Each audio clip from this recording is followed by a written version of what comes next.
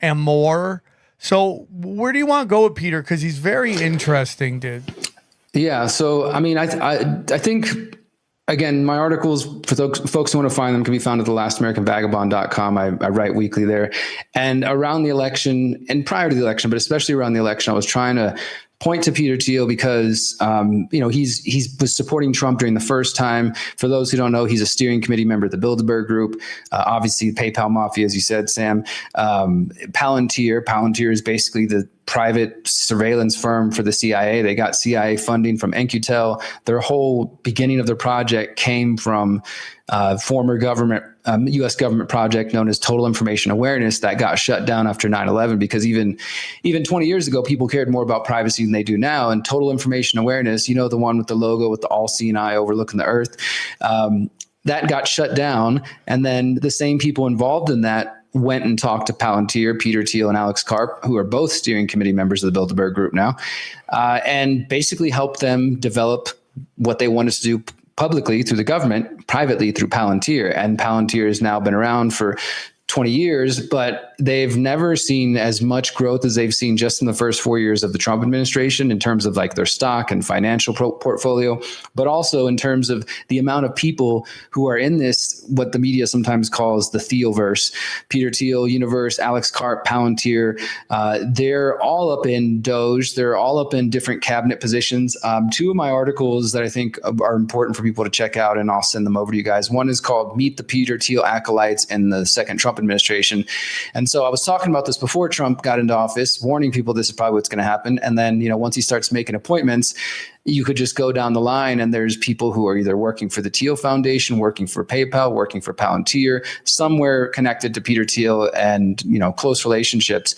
So there's about a dozen, I think actually last count I had was 18 people because I just updated, I put out another article called Welcome to the Palantir World Order. And it is doing this, just looking at the amount of contracts that Palantir has got with the U.S. government now, the U.S. military. And SpaceX and Palantir, they're partnering on what they're calling the Golden Dome over the U.S., which is going to be like Israel's Iron Dome, and they're going to have satellites and missiles to defend us and all this sort of stuff. So Palantir is getting massive contract for that. Elon Musk's SpaceX, they have this other program called Starshield, which is basically the private or the military side to Starlink. Everybody's getting Starlink for the internet, but at the same time as they're throwing up those satellites, they're also creating this private surveillance network called Starshield, which we only know so much about it. The main thing we know is that it's a $1.8 billion contract with SpaceX for Starshield with the Geospatial Agency, which is the ones who handle all the satellites, if you believe in satellites, around the world. And so they're with that. Palantir is also working with the Trump administration to locate illegal immigrants, and maybe some people think that's a good thing if depending on your view on that issue, but I don't think it's going to stop with just tracking illegal immigrants. They're just building a closer relationship with Palantir and with ICE and using their AI to track people to scan social media to locate them. They're now partnering with the IRS. That's been recently reported to help them sorry to cut you make off, it more efficient. What they're doing with illegal immigrants is what Amazon did with books. They just pick a group that nobody really cares about, like it doesn't really affect them.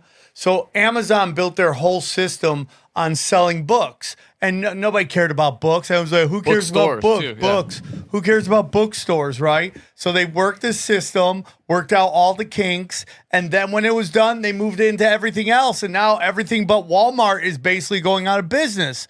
And I like to go out and buy stuff. That's what I like to do, but I'm old school. So, the younger... No, but you're right. They took all the errors to make sure you get that shit overnight. Yeah, they figured it out. And so what Derek's talking about is they're working this new AI system on illegals, and they're getting a bunch of people, probably the right, that would normally say this is unconstitutional or whatever, and they're accepting it. And are we just becoming China? Is that the plan here? Just mass surveillance on everybody?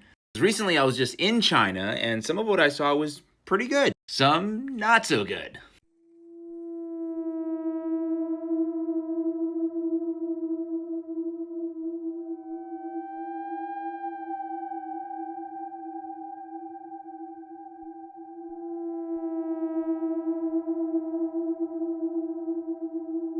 Okay, this is where we're headed, except without the nice trains and without the free healthcare. We're talking about the creation of a biometric surveillance state with predictive algorithms. Quote, a new report shines light on contracts with tech company Palantir, which would create data profiles of Americans to surveil and harass them. We're doing it. We're doing it. And I'm sure you're enjoying this as much as I am. Let's not talk to analysts about the burden of being right, our burdens of investing in ontology, our burdens of actually looking at the math. Palantir is here to disrupt and make the institutions we partner with the very best in the world, and when it's necessary, to scare enemies and on occasion kill them. Except here, the enemy is literally the American people. I tweeted this out the other day saying that it should be very alarming that the same company that's tracking terrorists abroad is now tracking us at home. Starting to feel like maybe they think we're the enemy. What are your thoughts? In March, Trump signed Executive Order 14243, known as the Stopping Waste, Fraud, and Abuse by Eliminating Information Silos Order.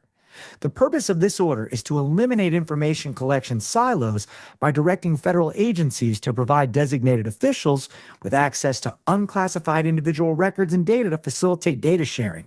This order effectively merges all government individual technical data into one federally shared database. If you connect a few dots, you have a pool of data in the same place that serves as a foundation for digital ID. Imagine if you have all Social Security, medical, tax, and other financial data all together, how easily this data could be manipulated, especially if it includes bank accounts and privileges such as shopping for basic necessities, such as food and clothing, housing, etc. If you will recall, recently, Kristi Noem was pushing a deadline for implementation of Real ID at the threat of not being able to board a flight without it, all with the blessing of President Trump. If you connect the database built by this executive order and merge it with RealID, you will have full digital ID. Now, how does all of this fit into the bigger picture? Well, U.S. debt is now a main topic of discussion due to insurmountable interest payments, and digital money or stable coin has been touted as a possible solution. Digital stable coin, backed by blockchain technology, which is traceable to a main general ledger, is the most likely solution to this debt problem. If money is digital and traceable, it can be controlled, which makes it no different than a CBDT. So, if you put those two together, you have digital money that can be controlled by digital ID. Can you see where this is going? If you need a clue, look up the Chinese system. Will debt force us into this system? It is highly probable, mainly because we don't have many options without cutting spending, which politicians refuse to do. The early forms of the surveillance state in this country can be traced back to DARPA and the U.S. military. Due to massive pushback, it has been privatized through this executive order and given to Palantir Technologies, which is run by two main WF contributors. Palantir is a Peter Thiel company.